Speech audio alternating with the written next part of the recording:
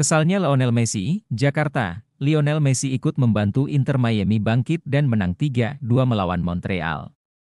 Tapi ada sesuatu yang bikin Messi kesal. Dalam laga tersebut, Inter Miami sempat ketinggalan 2 gol tanpa balas. Tapi kedua gol balasan berhasil dicetak sebelum babak pertama berakhir. Di laga itu sendiri Lionel Messi tidak bikin gol atau assist, walaupun aksinya tetap berkontribusi terhadap kemenangan Inter Miami. Termasuk saat mengawali gol ketiga Inter Miami, setelah pertandingan, diketahui bahwa Messi kesal bukan kepalang.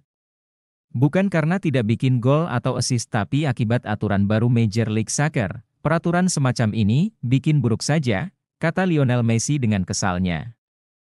Seperti dilansir ESPN, aturan baru MLS yang bikin kesal Messi itu menyebut bahwa seorang pemain yang cedera, dengan situasi dan kondisi tertentu, harus keluar dari lapangan sampai durasi 2 menit. Nah, di menit ke-40 laga Montreal versus Inter Miami, Messi sempat kesakitan memegangi lutut usai dijatuhkan George Campbell.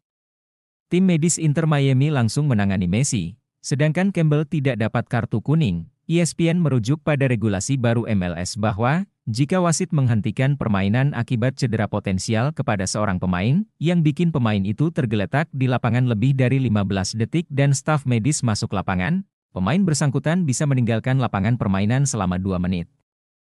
Momen itu membuat Lionel Messi tidak bisa kembali ke lapangan, pada saat Inter Miami mendapatkan tendangan bebas. ESPN menyebut, pada waktu itulah Messi curhat ke arah kamera, meluapkan kekesalan seraya geleng-geleng kepala. Aturan baru itu sendiri ikut bikin pelatih Inter Miami Gerardo Tata Martino ikut meradang.